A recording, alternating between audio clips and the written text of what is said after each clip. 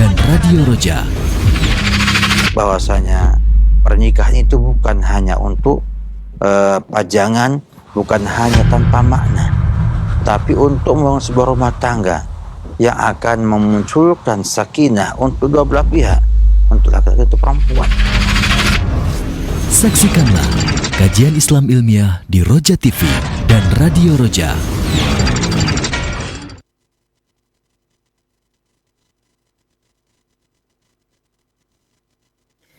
Assalamualaikum warahmatullahi wabarakatuh. Alhamdulillahi rabbil alamin, wassalatu wassalamu ala asrafil anbiya'i wal mursalin wa ala alihi wa ashabihi wa man tabi'ahum bi ihsanin ila yaumiddin, amma ba'd. Ikhwatal Islam rahimani wa rahimakumullah. Sahabat Roja, pemerhati Roja dimanapun saat ini Anda bisa menyimak siaran kami, kita memuji seraya bersyukur pada Allah atas segala nikmat dan karunia yang telah Allah limpahkan pada kita semuanya, sehingga pada kesempatan Sabtu pagi hari ini senang sekali kami dapat menghadirkan kembali bimbingan dan pelajaran yang insya Allah akan disampaikan oleh guru kita Ustaz Khalid Samudi Alsi Hafidhullah Ta'ala dari lanjutan serial Fiqhul Usrah. Dan tak lupa juga salawat serta salam semoga senantiasa terlimpahkan dan tercurahkan kepada Nabi kita Nabi Muhammad Sallallahu Alaihi Wasallam, untuk keluarganya, untuk para sahabatnya dan seluruh pengikutnya hingga akhir zaman nanti. Alhamdulillah, di tengah-tengah kita sudah hadir Ustadz, di tengah kesibukan beliau di dalam mengajar di pondok dan berdakwah. Beliau bisa hadir di studio Roja 2. Sebelum kita mulai kajian ini, kita sahabat terlebih dahulu. Assalamualaikum Ustaz. Waalaikumsalam warahmatullahi wabarakatuh. Sehat Ustaz ya? Alhamdulillah. Di kesempatan yang lalu kita telah membahas berkaitan dengan hak suami dan dalam pendidikan dan sebagainya. Pada kesempatan kali ini kita masih melanjutkan hal tersebut Ustaz ya. Kita coba untuk meluruskan sebuah paradigma bahwa memukul itu diperbolehkan dalam Islam, bukan terlarang. Ya. Tentunya dengan bahasa ta'dib, yaitu pukulan yang ringan dari yang punya hak untuk menghukum, tujuannya adalah untuk islah, untuk perbaikan keadaan yang ada. Ya, kita akan bahas itu karena ini penting supaya jangan ada opini KDRT, kemudian juga mungkin penganiayaan dan lain sebagainya. Baik Ustaz. Barakallahu fiik Ustaz. Seperti apa dan bagaimana kita akan simak beberapa menit ke depan berkaitan dengan pembahasan ini. Dan kami ingatkan untuk Anda yang bertanya seputar pembahasan, silahkan di layanan telepon 021 823 6543 atau melalui pesan singkat WhatsApp di nomor tersebut tentunya. Selanjutnya kita simak bimbingan dan pelajaran bersama Ustaz Khalid Samudi Alsi. Kepada Ustaz yang bersalakan, fal yatafadhal mazkuran Ustaz. Alhamdulillahirabbil alamin, wassalatu wassalamu ala asrafil anbiya'i wal mursalin nabiyina Muhammadin wa ala alihi wa man tabi'ahum bi ihsan ila yaumiddin, amma ba'du. Kaum muslimin pemerhati Roja TV dimanapun berada, alhamdulillah kita bersyukur pada Allah Subhanahu wa taala pada pagi yang berbahagia ini bisa berjumpa kembali dalam mengenal beberapa hukum-hukum Islam yang berkenaan dengan keluarga, pernikahan, dan juga pendidikan anak-anak, yang merupakan bagian yang sebenarnya urgen, namun kadang dilalaikan oleh banyak kaum muslimin. Dan kita masih bicara tentang hak suami yang diperbolehkan memukul sang istri dengan ketentuan tertentu, sehingga tidak keluar daripada sifat syariahnya, sifat syariatnya, yang ini akan memberikan banyak sekali manfaatnya. Cukuplah ketika Allah mengatakan dalam firman-Nya, wallati takhafuna nusuzahunna fa'idhuhunna wahjuruhunna fil madaji wadribuhun. Bahwasanya ia adalah satu sarana ketika sang istri itu nusus, wanita yang takut nususnya, durhakanya kepada sang suami, maka sang suami nasihati dengan nasihat yang baik, kalau tidak maka dengan pisah ranjang, baru kemudian memukul menurut versi madhab jumhur ulama rahimahullah ta'ala. Oleh karena itu perlu ada ketentuan yang jelas, karena ruhnya Islam ini, syariat Islam ini itu memang jelas, ada juknisnya, ada juklaknya, ada syarat-syarat ketentuannya, sehingga bisa bila digunakan atau diamalkan oleh kaum muslimin akan memberikan hasil yang maksimal dan baik. Maka pada hari mereka ini kita coba untuk menyampaikan beberapa syarat, ya, dibolehkannya seorang suami itu memukul istrinya. Perlu menyampaikan kepada kita semua bahwa ada di sana syarat, ya, bahwa sang wanita atau istri itu, ya, melakukan perbuatan yang memang mengharuskan adanya ta'dib, adanya pemukulan ini. Seperti misalnya tadi nusuz, ya, durhaka sama suami, tidak patuh dengan suami. Dan sangat banyak di Indonesia ini nusuz pada wanita, ya, kabur dari rumahnya, ya, kemudian tidak mentaati suaminya, nggak bakti dengan suaminya, dan banyak yang lainnya. Maka Allah berikan 3 sarana perbaikan di sana. Yang pertama adalah dengan nasihat. Yang kedua dengan pisah ranjang dan juga pemukulan. Sehingga pemukulan ini, ya, diperbolehkan oleh para ulama rahimahullah ta'ala, ya, apabila menjadi perkara yang mampu merubah dan memperbaiki sikap dan tingkah laku sang istri.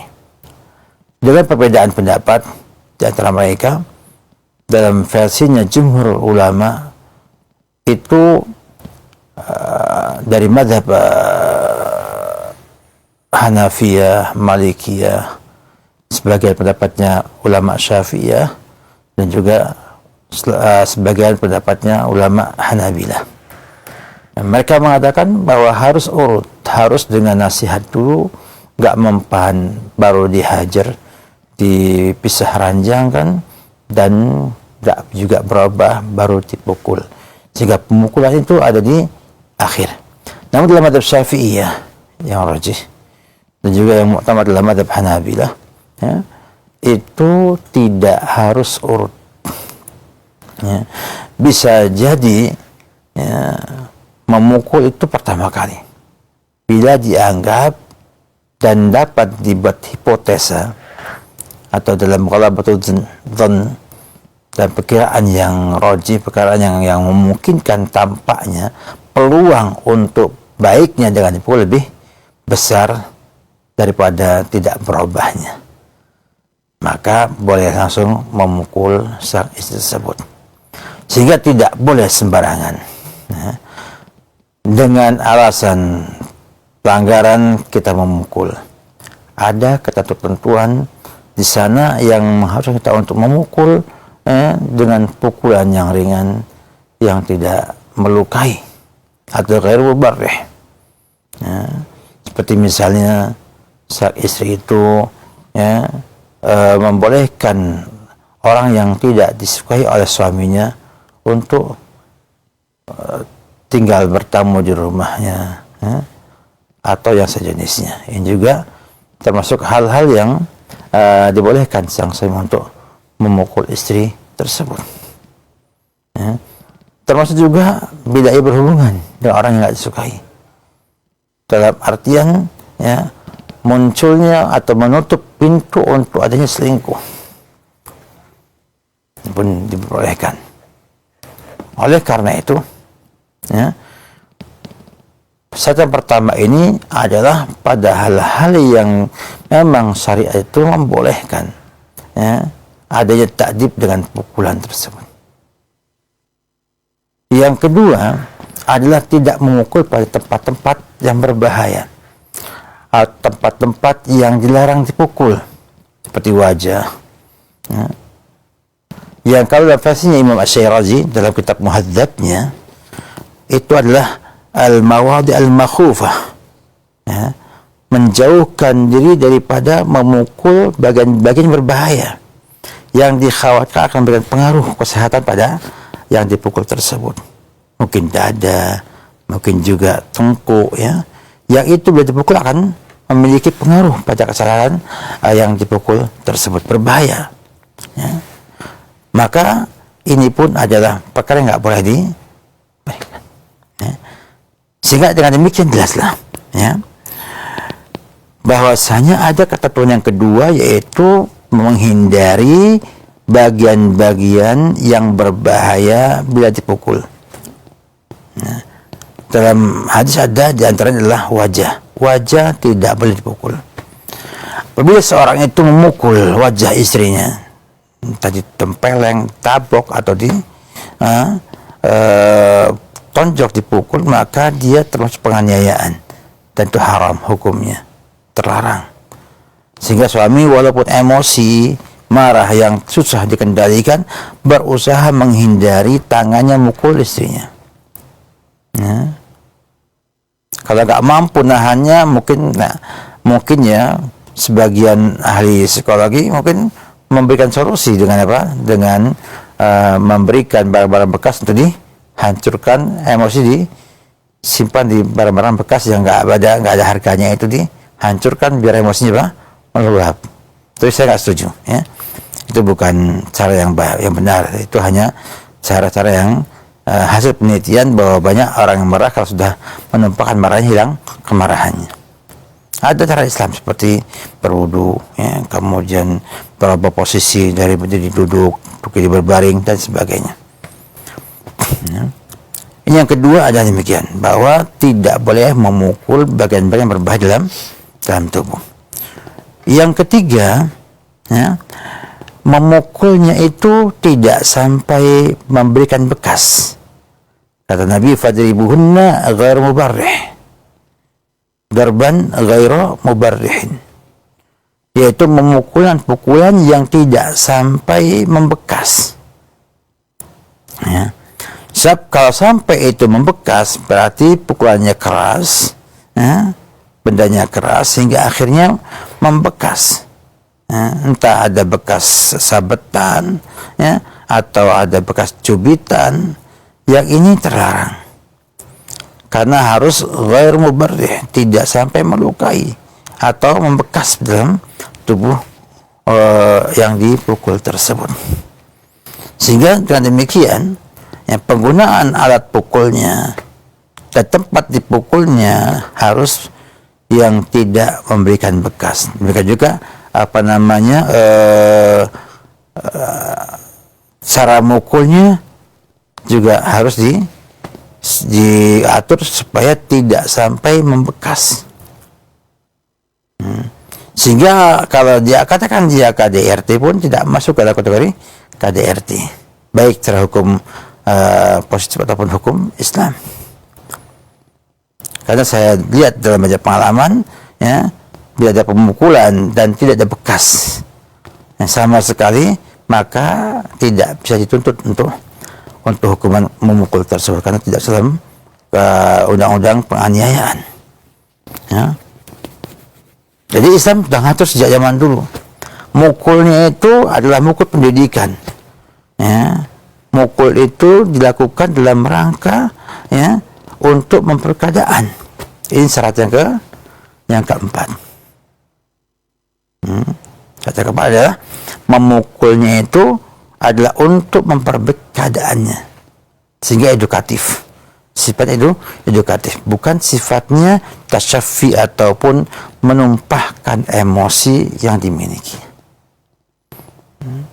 Sehingga memukul yang sifatnya itu mendidik, ya, dan tidak dengan emosi atau untuk dendam atau supaya kapok, ya, sehingga dipukul sekeras-kerasnya, ya, maka ini menyelisih syariat Islam.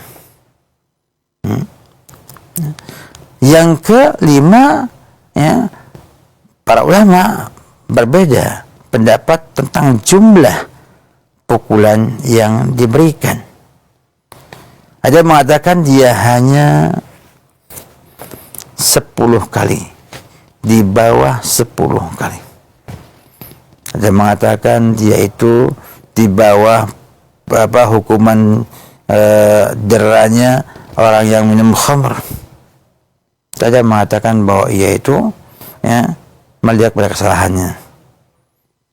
Bila ia mendekati perzinahan, maka dia itu batasnya adalah tidak boleh sama dengan pemukulan ketika berzina, 100 kali cambukan. Kalau dia kesalahannya adalah mirip dengan misalnya yang lainnya, maka sesuaikan dengan had yang sudah ada dalam syariat. Inilah 5 syarat yang disampaikan para ulama ketika membolehkan adanya pemukulan sebagai satu sarana memperbaiki keadaan seseorang, maksud juga istri. Oleh karena itu, yang tidak punya kompetensi, yang tidak punya izin untuk melakukannya, maka tidak diperbolehkan. Ini hanya pada orang yang Allah berikan wilayah kepadanya, seperti wali, seperti juga suami, ini dibolehkan untuk memukul istrinya, karena untuk kemaslahatan perubahan sikap keadaan yang ada. Nah, kalau tadi semuanya secara ringkas ini didapatkan bahwa ternyata memukul dalam pendidikan itu betul-betul diperbolehkan, sebab ada di sana kata ketentuannya. Nah, ketika kita memahami hadis Nabi, mur auladakum bis-salati wa hum abna'u sab'a, perintahkan anak antum salat dalam usia 7 tahun, wadribuhun 'alaiha, dan pukullah mereka untuk salat, wa hum abna'ul ashr, dan dia usianya 10 tahun. Menunjukkan bahwa pukulannya ini harus tadi memenuhi standar syarat yang berlaku tersebut.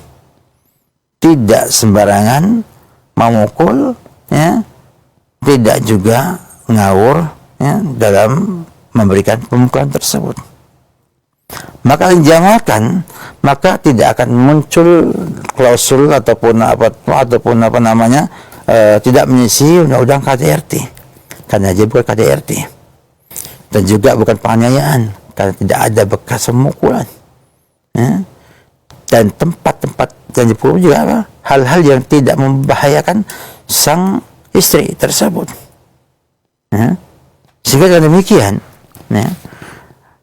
Islam itu membolehkan sebuah hukuman dan memberikan juga syarat ketentuan agar dapat digunakan dengan cara yang tepat dan benar.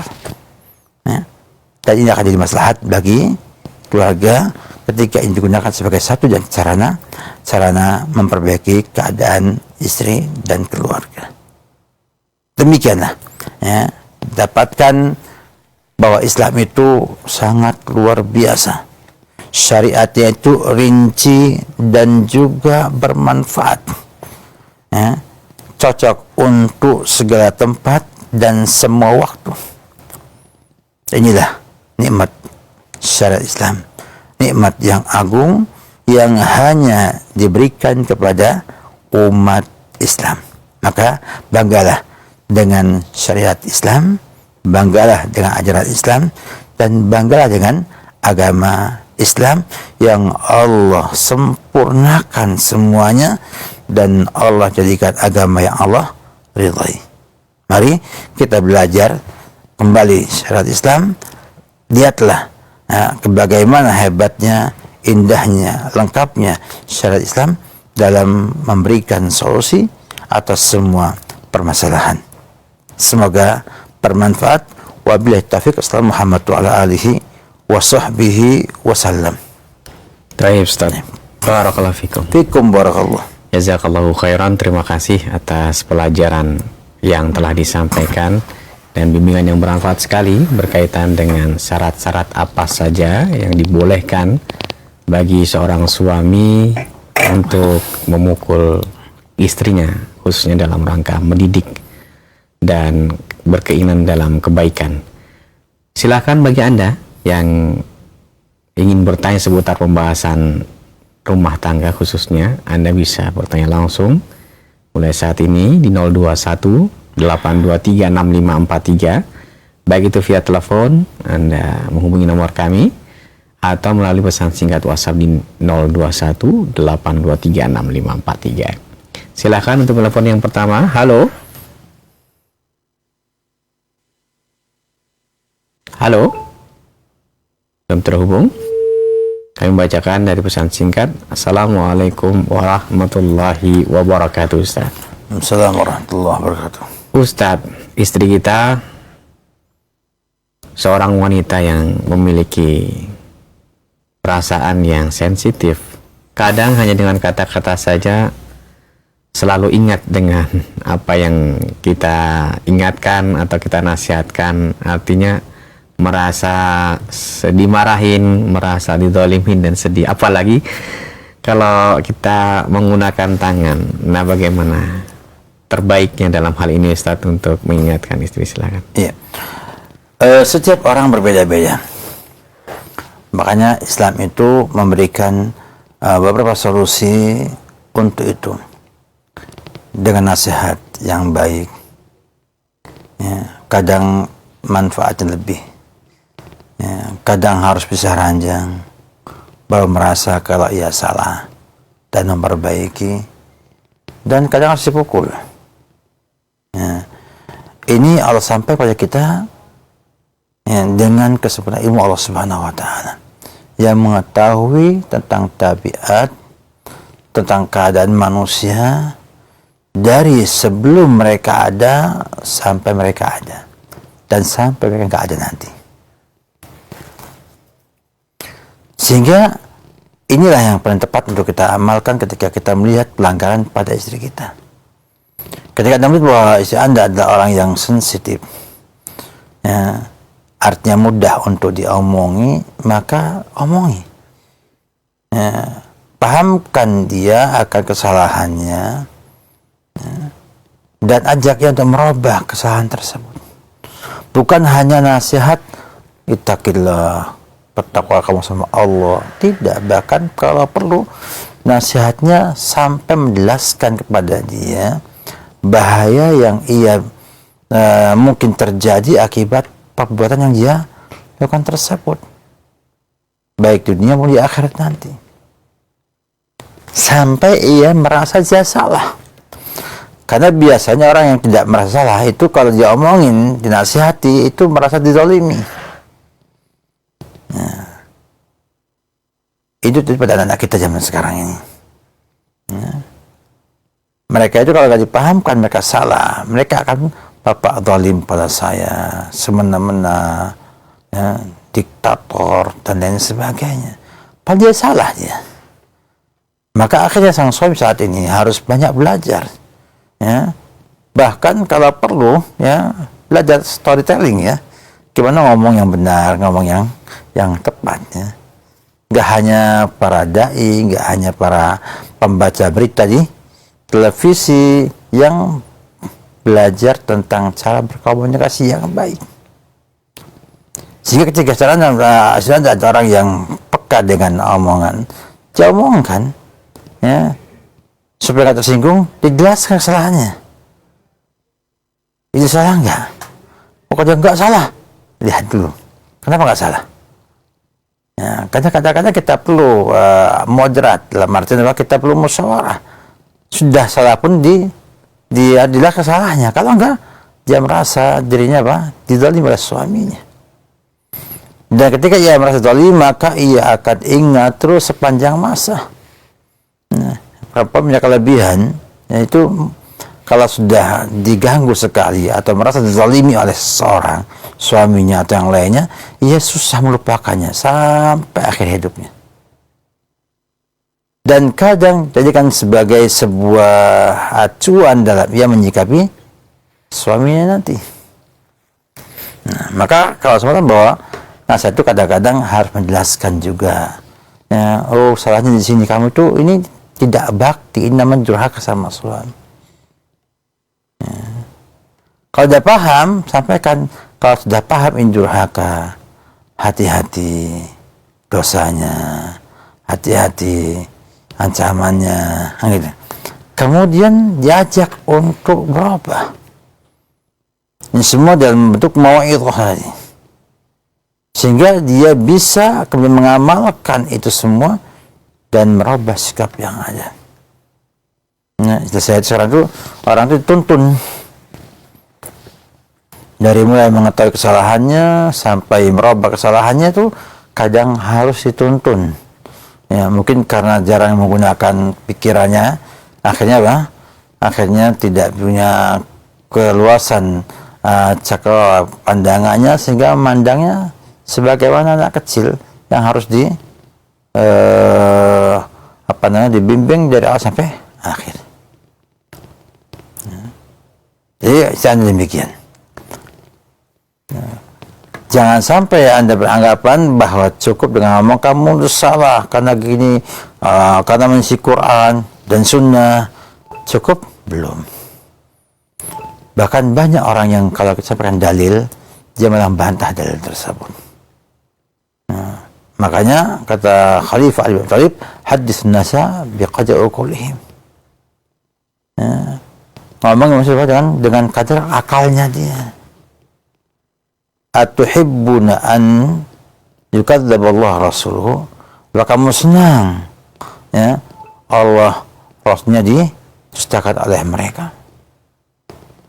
Menunjukkan kita harus mengemas nasihat kita dalam bentuk yang lebih baik, yang mungkin ia terima, dan mudah-mudahan ketika sudah menerima, ajaklah ia untuk merubah sifat-sifat tersebut jadi lebih baik lagi. Wallahu a'lam bissawab. Ya, baik, saya terima kasih atas nasihat dan jawaban yang telah disampaikan khususnya untuk yang bertanya. Berikut ini kami sampaikan kembali untuk pertanyaan pesan singkat dari Ibu Hamidah yang bertanya. Assalamualaikum Ustadz, saya mau bertanya. Saya mempunyai suami yang sangat kasar dalam sikapnya.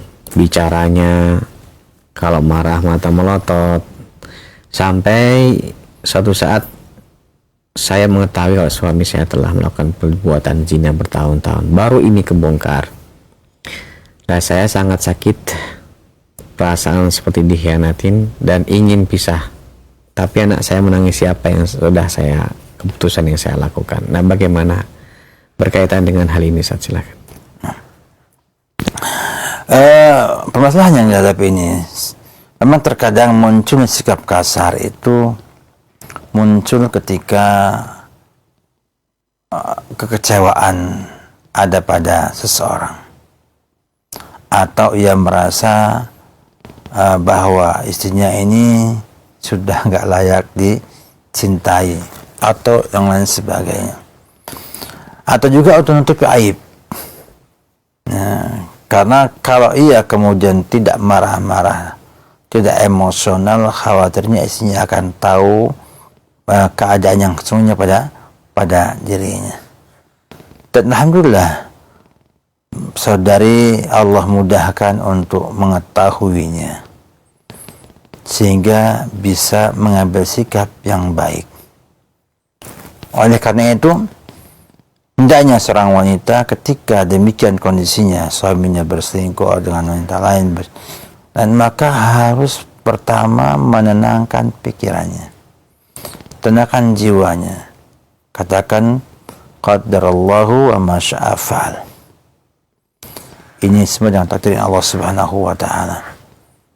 Dan ujian bagi saya ya, untuk lebih baik dan lebih soleh lagi dan lebih menguatkan hubungan dengan Allah Subhanahu wa taala. Ini sikap pertama mukmin ketika mendapatkan musibah, baik seperti ini atau yang lainnya. Agar nanti ketika memutuskan sebuah keputusan itu dalam kondisi terkendali. Ya. harus menjadi aman dan terkendali, sehingga desakan anak atau orang tua itu hanya dipertimbangkan, tapi tetap memutuskannya harus dengan konsep syariah dan akal sehat yang dimiliki. Oleh karena itu, kasus saudara ini, kalau keadaannya sudah tidak baik muamalahnya, ya, dan memang kalau orang marah itu melotot lah ya. Kalau marahnya majem, gak jadi marah, gitu. Memang sudah jadi sebuah rangsangan bahwa hati yang sedang marah itu merangsang mata untuk terbuka. Yang jelas, sang suami yang tidak mau bertobat dari kesalahannya, ia berzina, itu orang yang fasik, karena ia pelaku dosa besar. Dan bila Islam itu digunakan di sini sebagai hukum, maka dia akan terkena hukuman orang yang berzina. Ya. Nah, karena gak ada, maka saudari lihat kembali. Nah, kalau suami seperti itu keadaannya, saya merekomendasikan atau menganjurkan untuk bercerai. Ya. Walaupun mungkin anaknya gak menghendaki. Ya. Karena yang merasakan adalah Anda. Ya. Tetapi kalau bercerai pun bercerai baik-baik. Artinya bahwasanya jangan sampai bercerai itu kayak orang sedang MMA gitu ya, pukul-pukulan dan lain sebagainya, atau dia itu kebencian yang terus dipelihara pada zat orang tersebut. Nggak demikian, kita itu benci perbuatannya, ya, sedangkan orangnya selama masih muslim ya kita tidak benci orangnya. Maka ketika seperti itu, Anda boleh mengajukan khulu ataupun gugat cerai karena ia berzina, dan biasanya di agama itu dimudahkan untuk diselesaikan karena memang menyangkut perzinahan. Perzinahan. Ya. Maka sebaiknya demikian. Anak mendesak untuk tidak bercerai, dipahamkan bahwa sang bapak ini yang sudah tahu zina itu haram dan malah melakukan dengan semudah itu menunjukkan bahwasanya imannya rendah dan juga bukan orang yang soleh. Ya. Buktikan bahwa Anda itu ya ketika bercerai itu karena Allah. Ya. Kumpul karena Allah Subhanahu wa Ta'ala. Nah, silakan sampai pada Anda bahwa inilah yang terbaik ya, menurut Anda untuk bercerai, karena memang susah diterima bila laki-laki sudah diberikan istri di rumahnya ya, yang siap melayani semampunya, kemudian berzinah di luar lagi dan tidak mau segera bertobat sampai ketahuan. Dan jelas nggak sekali dua kali dalam hal ini. Oleh karena itu, bercerailah. Yakinlah Allah akan memberikan solusi kepada saudari apabila niatnya adalah karena Allah Subhanahu wa Ta'ala. Anak dipahami baik-baik, agar memahami bahwa ibunya bercerai bukan karena apa-apa, tapi karena kelakuan dan sikap yang melanggar syariat dan berbuat dosa besar seperti itu. Wallahu a'lam bishawab. Terima kasih atas nasihat dan jawabannya. Berikut ini kami kembali sampaikan untuk pertanyaan yang akan kami bacakan. Assalamualaikum Ustaz. Berkaitan dengan konflik dalam rumah tangga, terkadang awalnya kita tidak suka dengan apa yang dilakukan oleh istri karena menganggap itu salah, bertentangan dengan norma-norma atau ajaran agama. Tetapi ketika dinasihati dengan lisan, menjawab, kemudian terjadi adu mulut Sebelum kita tindak, dia sudah mukul laki-lakinya terlebih dahulu. Akhirnya laki-laki menunjukkan kejantanannya bahwa dia yang berkuasa, dia balas, dia tampar dan kalap bahkan di muka dan sebagainya. Nah, hari ini yang sering terjadi dalam konflik rumah tangga dan masyarakat, bagaimana harus menyikapi tersebut? Makanya di sini ada sebuah keutamaan sabar. Sabar itu ada pengendalian diri, ada ketahanan diri, ada penerimaan, enggak? Ada juga visi jangka panjang, dan ada di sana, ya,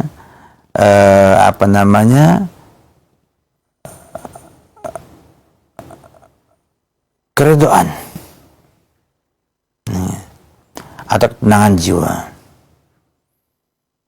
Orang yang sabar ini seperti itu. Dia mengendalikan dirinya.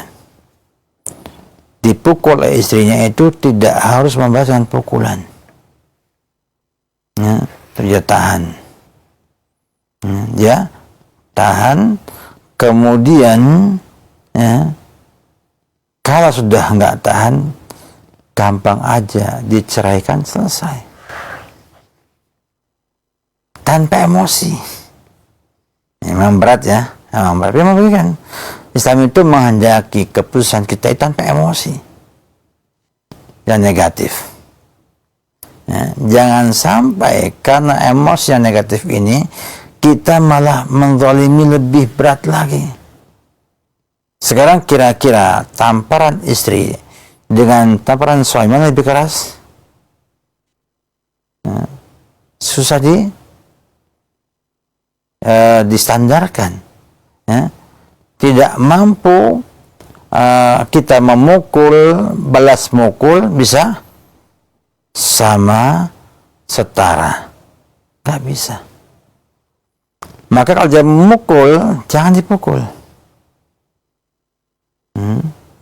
Istrinya sudah memukul suaminya, itu biasanya nggak bisa dinasihatin, pisah aja nggak butuh sama suaminya, dan bahkan dipukul akan melawan mukul. Siapa lagi yang diharapkan? Sudah panggil keluarganya, perwakilan dari keluarga perempuan, laki-laki dikumpulkan untuk mengambil keputusan cerai atau perbaikan yang ada. Nah, sehingga sang laki-laki tidak boleh, ya, beremosi kemudian gantian nampar. Ya, istrinya nampar nggak ada bekasnya, suami nampar ada bekasnya, maka muncullah di sana kasus KDRT karena memukul istri. Oleh karena itu, sang suami harusnya sabar. Laki-laki itu lebih panjang pikirannya. Dalam artian dia akan mikir apakah dengan saya pukul kembali akan sadar perempuan tersebut, ya, atau akan ada maslahat bagi anak-anaknya dan lain sebagainya. Bila nggak ada, jangan dipukul. Sebab kalau kita itu ingin memukul, yang dibolehkan adalah untuk memperbaiki keadaan sang istri dan menjamin atau menjaga dia agar tidak keluar dari ketaatan. Nah, itu makanya Imam Syarbini, Asy-Syarbini dalam kitabnya Muqnil Muhtad mengatakan bahwa dibolehkannya memukul apabila menghasilkan, ya, dalam praduganya dia bahwa itu akan sukses, berfaedah dengan dipukul. Kalau ada faedahnya, jangan dipukul. Apalagi ditambah dengan emosi, ya, wah berat sekali, ya, malah akan memberikan kepada istrinya kekerasan dalam rumah tangga. Ya. Nah, kalau nanti yang lawan lagi, wah bahaya, ya, bisa tonjok-tonjokan di sana. Maka tip yang sampaikan oleh ibu saya, ya, kepada saya, ya, kalau sedang marah, yang satunya diam. Ya, artinya kalau pas marah suaminya, istrinya diam, jangan bantah. Dan ketika istrinya marah, suaminya diam, jangan bantah. Nah, karena membantah itu memang memberikan sebuah bahan bakar untuk lebih meledak. Ya. Maka usahakanlah bila menasihati itu dibuat kayak berkomunikasi, ya. Bukan untuk menghukumi. Sampai kalau istri kita bahwa ini adalah pelanggaran syariat, ya, ini dan bahaya bagi Anda, bagi kita semua, bagi rumah tangga yang ada, sehingga nanti dia bisa menikmati atau merasakan bahwa memang dia salah.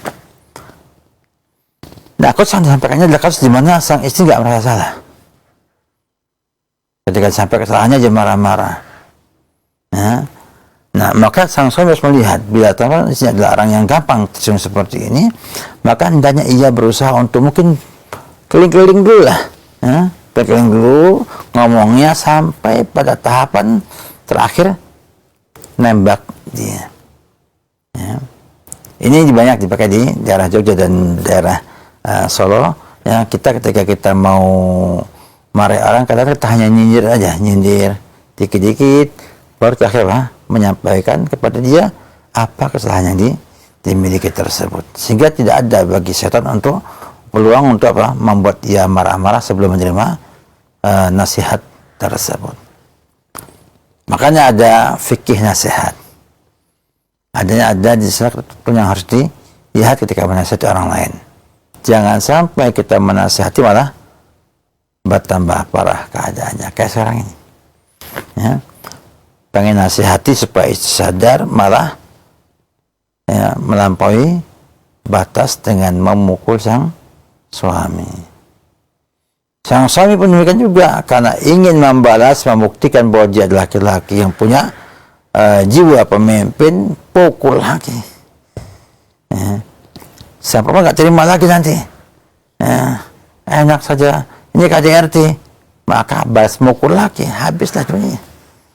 Ya, maka laki-laki harus pakai akal yang sehat. Bagaimana kalau ia mukulnya berfaedah dan tidak merusak. Dan bila ia kemudian diam itu bukan merusak, tapi diam untuk mengarahkan sang istri agar sadar atas kesalahan tersebut. Ya, sehingga semuanya harus ditata dengan baik. Nah, kalau sampai kemudian tidak mungkin damai, tidak mungkin juga memperbaiki keadaan yang ada, maka ada dua wakil dari rumah laki-laki dan rumah perempuan. Fab'athu hakamin ahli wa hakamin ahliha in arada islam yafiqillahu bainahuma. Mereka berdua melihat apakah memungkinkan untuk disatukan kedua ini atau diceraikan. Ini juga Islam memberikan solusi yang cukup luas, cukup indah, cukup sempurna, dan tidak mengajak kita untuk mengumbar nafsu, mengumbar kemarahan, emosi yang negatif tersebut. Jadi tetap harus sabar, dipukul, ya, tetap nasihat yang baik-baik. Ya. Tapi jangan dipukul yang kiri, kasih yang kanan, jangan. Ya. Jangan biarkan istri itu bermaksud lebih banyak lagi. Ya. Semoga manfaat wabillahi taufik. Baik Ustaz, terima kasih atas nasihatnya. Berikut kami akan mencoba untuk mempersilahkan Anda yang bertanya via telepon di 0218236543. Silahkan dengan menyebutkan nama Anda dan dari mana Anda berasal. Halo. Silahkan. Iya, dengan siapa di mana? Halo, dengan Pak Deden di Lampung. Silahkan Pak Deden. Pak Deden di Lampung ya. Ya. Ini Pak Ustadz, mohon bertanya. Saya ditinggal istri, ditinggalin rumah gitu kan.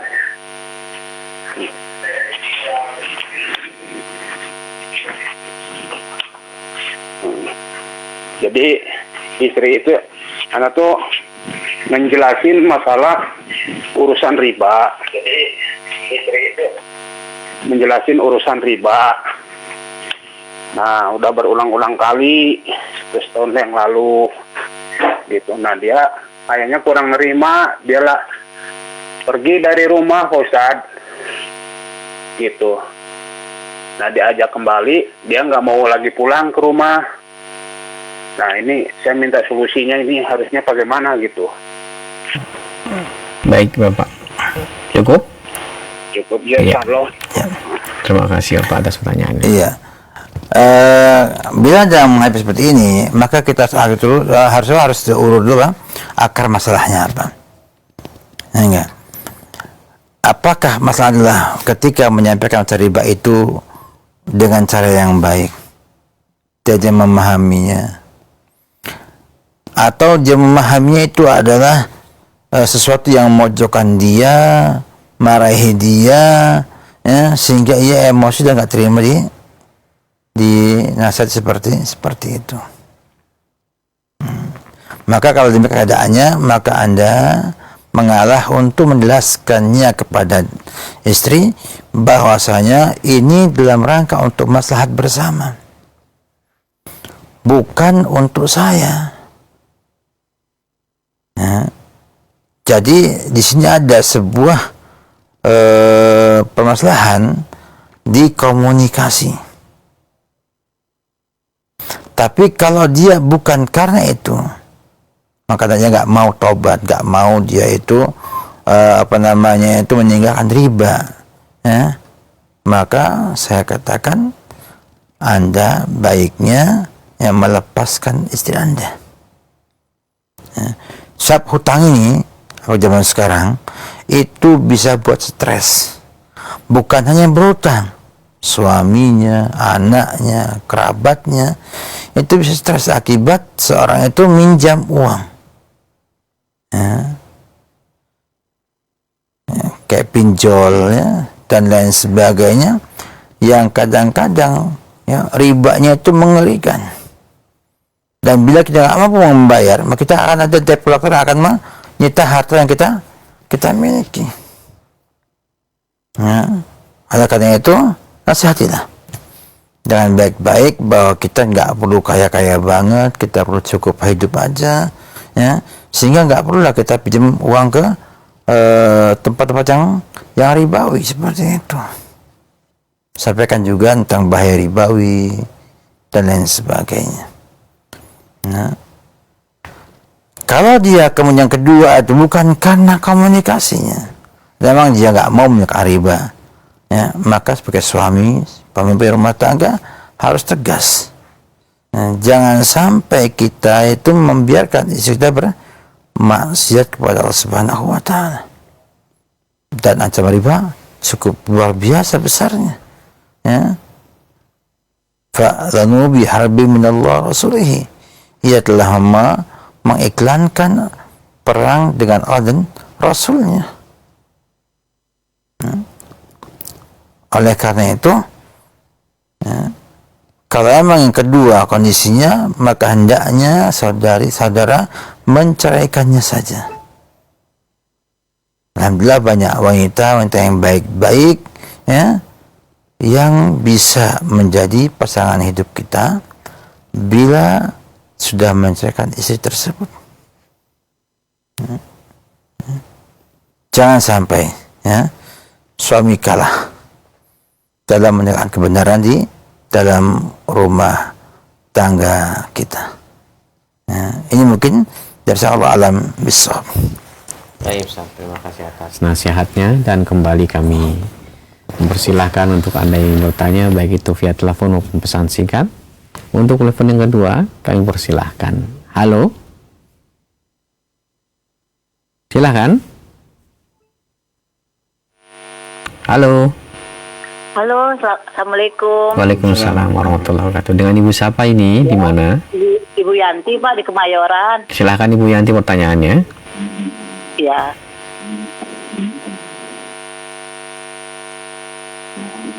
Ya, Pak Ustadz mau tanya, ini terkait keluarga anak saya, Pak Ustadz. Iya. Anak saya perempuan. Nah, itu sudah berkeluarga selama 9 tahun. Iya. Nah, itu emang istrinya itu emang pintar memendam rahasia suaminya, emang kan gitu ya Ustaz. Cuman kemarin datang ke rumah saya, Ustadz, 2 bulan yang lalu, nangis-nangis istrinya. Ternyata suaminya itu judi online, Ustadz. Judi online. Nah, itu pertama sudah tabungan anak saya udah habis buat bayar lunasin utangnya. Bilang katanya tidak mau lagi. Kedua, ini mahar anak saya itu dipakai juga untuk judi. Terus ketiga lagi begitu juga Pak, akhirnya jual mobil untuk judi. Nah, yang keempat kalinya ini itu karena sudah habis barang-barangnya Pak Ustadz, akhirnya istri saya itu berusaha meminjamkan uangnya temennya untuk membayar utang. Tetapi suaminya itu malah dipakai judi lagi, Ustadz. Nah, anak saya itu sudah sampai bikin perjanjian dengan suaminya. Saksinya suami saya bilang mau cerai gitu kan. Nah, sampai sekarang nih Ustadz, suaminya itu tidak pernah menengok istri dan anaknya, bahkan juga nggak ngasih nafkah. Nah, yang saya tanyakan, Ustadz, apakah istri boleh menggugat cerai dengan masalah ini? Ya. Cukup? Betul, Ustadz. Iya, cukup. Terima kasih, Bu. Terima kasih, Ya. Pak Ustadz. Ya. Jazakallah. Ya. Nah, saya jawab dengan 2 jawaban. Yang pertama singkat, ya, boleh untuk mengajukan cerai karena sudah madaratnya luar biasa. Ya, sudah jual hartanya, omsetnya, juga masih nggak sadar ya bahwasanya judi itu berbahaya. Ya, dan itu adalah pelanggaran syariat besar. Ya, karena judi itu termasuk ya yang Allah larang dalam Al-Quran dan menyampaikan banyak sekali madaratnya bagi seorang judi online. Orang yang berakal sehat nggak mungkin berjudi. Kenapa? Karena dia hanya menjanjikan sesuatu yang tidak mungkin terwujudkan. Sehingga kalau orang belajar statistik ada namanya kemungkinan keluarnya nomor tersebut kecil sekali, 0,00 sekian. Oleh karena itu judi itu dilarang, baik oleh pemerintah Indonesia sebagai negara ataupun oleh Islam sebagai agama. Walaupun prakteknya kadang-kadang dibiarkan oleh sebagian oknum, bahkan ada oknum yang di backupnya itu semuanya. Tapi itu tidak menghilangkan atau mengangkat status hukum yang ada. Artinya dilarang. Ya, jadi dilarang. Dan memang judi itu nyandu sebagaimana khamr. Ya. Orang pernah berjudi pengennya berjudi terus sampai mati. Dan berani mengorbankan apapun juga. Mengorbankan hartanya, istrinya, anaknya, ya, semua untuk judi. Dan tidak akan sadar sampai ya, habis-habisan. Ini yang ada. Illa man rahim Rabb. Ya. Maka ya, saya katakan bahwa sudah boleh sang istri untuk minta cerai. Ya. Karena mudaratnya cukup besar untuk sang istri, anak-anaknya. Dan istri sama istri dia tidak akan mampu menolak kemauan suaminya. Tabungan sudah habis, mobil sudah jual, mahar pun dijual, bukan untuk bayar utang tapi untuk berjudi, karena dia punya angan-angan dengan judi akan dapatkan hadiah yang banyak nanti untuk bisa bayar utang-utang tersebut. Ina syaitan ya yuhi ba'duhum ya ba'dan qawla azura. Mereka itu betul-betul subhanallah ya, ngasih harapan akan menang besok, habis sudah masih ada harapan lagi ya, ambil yang ada harapannya apa? Dengan dia bermain akan kembali modal lagi. Orang seperti ini harus dibuat kapok, buat khuru. Kalau kemudian dia sadar tidak mau lagi judi, misalnya kapok, taubat nasuha, orang yang khuru itu masih ada peluang untuk kumpul kembali dengan pernikahan yang baru. Sehingga saya sarankan kepada ibu sebagai orang tuanya untuk membantu sang anak bercerai. Dan katakan bahwasanya bila kita bercerai itu karena Allah, karena takwa kepada Allah, maka akan dapatkan banyak kemudahan dari Allah Subhanahu wa taala. Itu hal yang pasti. Ya. Karena itu bantulah sang anak itu untuk bercerai dari sang suaminya. Itu lebih utama sampai suami taubat nasuha. Ya, kalau enggak jangan. Beresiko sekali. Ya. Dia akan menghasilkan segala cara untuk bisa berjudi yang ia sedang gelap mata terhadap hal tersebut. Wallahu alam bissawab. Baik, Ustaz, barakallahu fikum. Jazakallahu khairan. Terima kasih atas nasihat dan jawabannya. Dan kembali kami ingatkan untuk Anda bertanya di 0218236543 bukan menelpon melalui aplikasi WhatsApp, tapi telepon manual di 0218236543. Kalau untuk pesan WhatsApp-nya silahkan di nomor tersebut. Kami akan coba angkat kembali. Halo. Halo. Silahkan. Terputus. 0218236543. Mohon dikecilkan terlebih dahulu volume televisi Anda dan Anda sampaikan pertanyaan melalui gang telepon. Silakan. Halo. Belum terhubung. Kami akan bacakan dari pesan singkat. Assalamualaikum warahmatullahi wabarakatuh, Ustaz. Saya seorang istri dengan kedua anak. Wajibkah kita taat kepada suami? Ini suami yang kedua, Ustaz, setelah suami saya yang pertama meninggal. Untuk taat kepada suami walaupun dia pernah zalim kepada kedua anak-anak. Mohon jawabannya, Ustaz. Syukran. Tidak ada perbedaan hak kewajiban suami ia pertama atau kedua atau ketiga atau yang keempat, ya, karena suami punya hak-hak yang wajib dipenuhi oleh sang istri, ya. Istri punya kewajiban atas sang suami, maka wajib taat bakti kepada sang suami tersebut walaupun pernah marahi anak. Karena anak ada hubungan dengan hak kewajiban suami istri. Apalagi kalau mungkin marahnya itu benar. Ingin menasihati, memarahi agar ia tidak melanggar syariat misalnya. Seandainya pun oke lah, dianggap dia itu tidak sesuai syariat marahnya. Emosi marah sama anak-anak kita. Maka sang istri tetap harus wajib patuh dan taat kepada sang suami.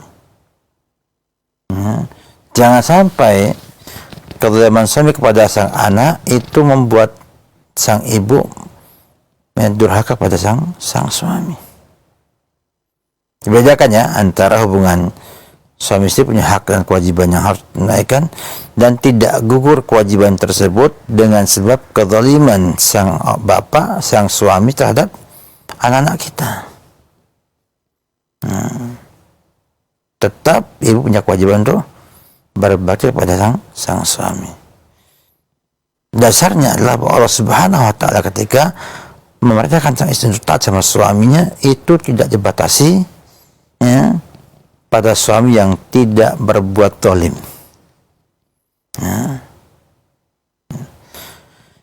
Yang kedua, bahwa hubungan dia dengan anak saudari, anak bawaan tadi itu, ya, menjadi mahram lantaran ibu. Ya. Karena rabaib itu atau anak tiri itu Ya, jadi mahramnya sang bapak tiri kalau sudah menikahi ibunya mereka, ya, dan hubungan suami istri dengan suami baru tersebut, maka setelahnya istri haknya sang suami, ya, dan anak-anak tidak punya peran untuk menggugurkan kewajiban taat dan patuh kepada sang suami tersebut. Wallahu a'lam bishawab.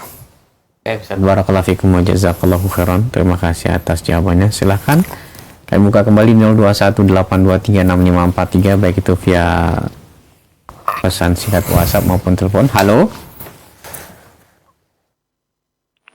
Halo. Halo, Assalamualaikum. Waalaikumsalam warahmatullahi wabarakatuh. Dengan siapa di mana? Dengan Ibu Reni di Bengkulu. Silakan Ibu Reni pertanyaannya. Pertanyaannya Ustadz, saya punya suami baru menikah. Suami saya seorang duda dan punya anak 3. Jadi anaknya ini masih ada yang masih kecil. Hubungan kami kan LDR Pak Ustadz. Saya di Bengkulu sedangkan suami saya di Jakarta. Terus suami saya ini karena ada anak yang kecil, jadi masih sering kayak jalan sama mantan istrinya karena demi anak-anak. Itu gimana hukumnya Pak Ustadz? Hukumnya, kalau ditanyakan hubungan antara suami saudari dengan mantan istrinya dan anaknya, maka selama tidak ada pelanggaran syariat maka dibolehkan. Misalnya, ya, masih memberikan uang jajan kepada anak-anaknya atau memberikan upah untuk pemeliharaan anak-anaknya, dibolehkan. Ya. Karena apa? Karena pada asalnya hubungan ia dengan suaminya putus, tetapi sebagai ibu anak-anaknya yang melihara anak-anaknya punya hak untuk diberikan nafkah sebagai pemelihara anak-anaknya. Ya. Dan kalau perlu digaji, ya, yang selayaknya karena ia berjasa memelihara anak suami tersebut. Ya. Ini dalam konsep syariah. Ya. Kalau ada anak kecil, tapi kalau anak sudah pada mumayyiz, maka anaknya suruh milih ke bapak pakai ibu. Kalau ke ibu, maka semua nafkah untuk anak diberikan oleh sang suami itu. Ya. Sehingga kalau artinya ketemu saja, ya, kemudian membantu anak-anaknya, ya tentu juga akan bantu sang ibu yang melihara anak-anaknya, maka nggak ada masalah. Ya, nggak ada masalah. Ya. Ya. Sama kayak ia ketemu perempuan yang bukan mahramnya, ketemu ambil kaidah ambil dengan batasan yang tertentu, dia ngomong untuk kepentingan anak-anaknya, dibolehkan. Tapi kalau ia untuk kemudian bernikmat-nikmatan atau sengaja menumpahkan syahwatnya, baik ketemu ataupun apa, nggak boleh. Nah, karena nggak ada kebutuhan. Yang kedua, membuka peluang, ya, yang tidak baik. Ya, karena hubungan mereka yang pernah ada dalam hubungan suami istri nggak sama dengan orang yang tidak pernah ada hubungan sama sekali. Ada kenangan di sana dan lain sebagainya. Dan sebagai istri yang tinggal di Bengkulu tidak perlu cemburu kepada sang suami dalam hal ini. Kenapa? Karena memang dia masih pada batasan normal. Kalau cemburu pun sampaikan aja bahwa ia pengen kalau bisa banyak bertemu dengan sang suami. Dan LDR ini nggak baik sebetulnya. Sehingga bila ada memungkinkan untuk bersatu dalam sebuah tempat, itulah yang terbaik, itulah yang sunnah. Bahkan jadi wajib.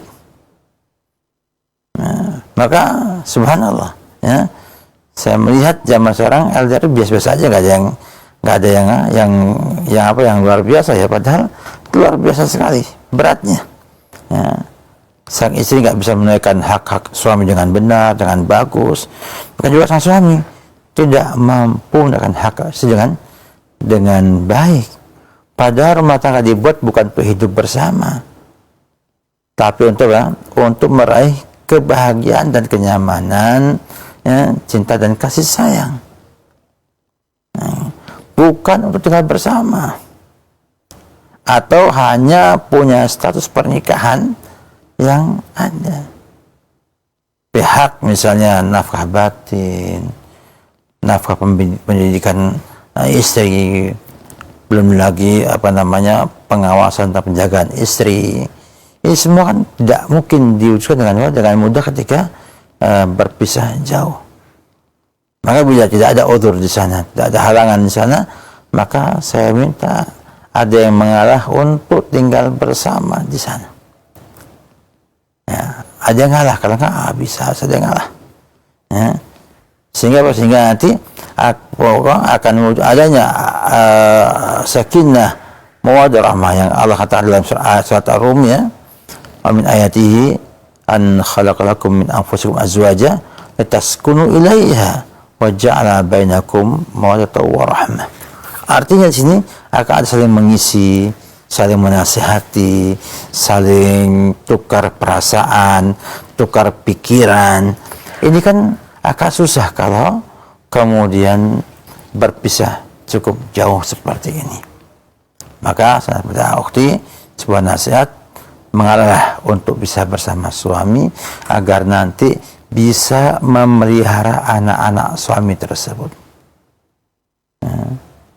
Tidak yang salihat, yang nanti bisa menjaga suaminya, menjaga hartanya, menjaga anak-anaknya, ya, yang ada bersama dia. Maka sampaikanlah bahwasanya anak-anak yang sudah dewasa, sudah memayyiz 7 tahun ke atas, suruh pindah dari ibunya itu, ya, ke Anda pelihara baik-baik.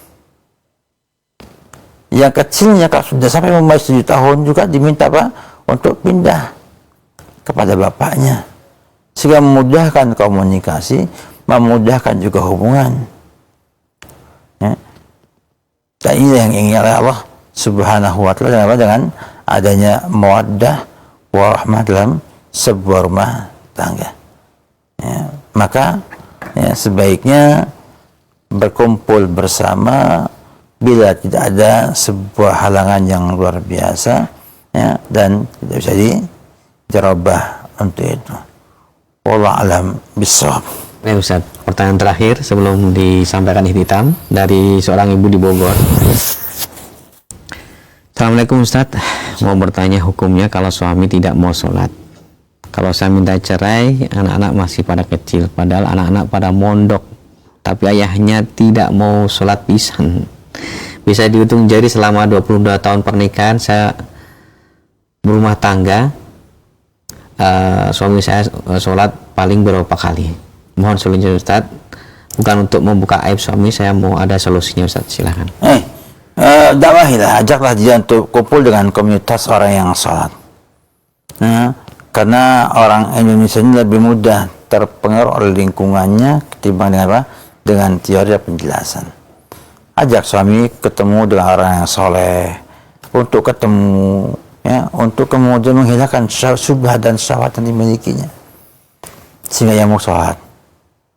As-sholat perkara besar dalam Islam.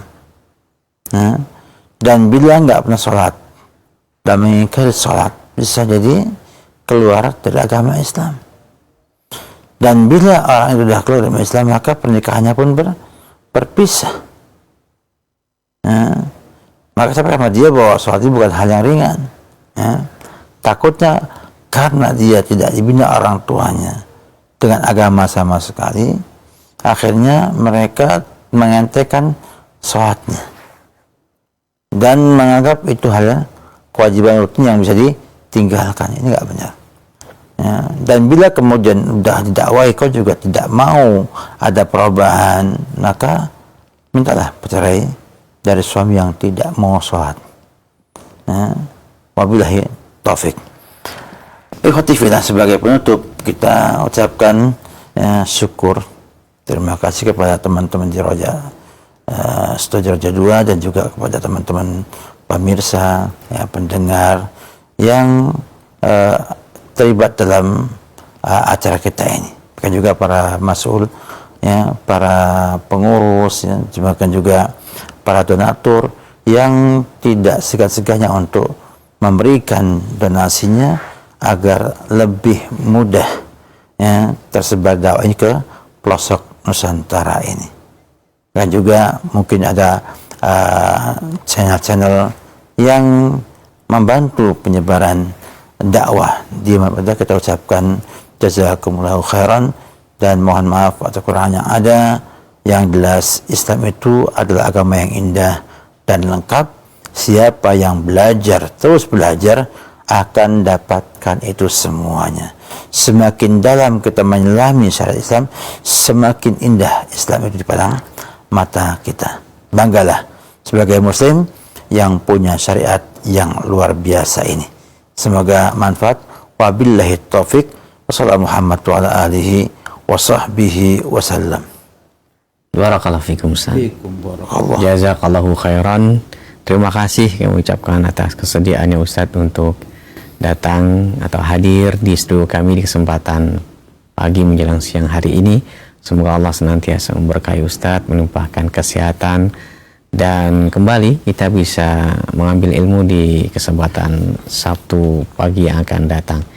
Ikhwatal Islam rahimani wa rahimakumullah, pemerhati Roja atau sahabat Roja dimanapun Anda berada, kami yang bertugas mohon pamit undur diri.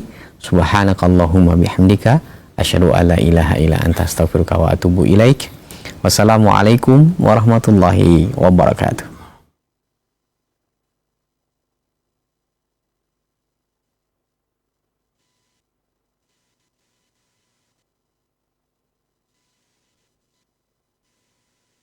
Simak Radio Roja Bogor 100.1 FM, Radio Roja Majalengka 93.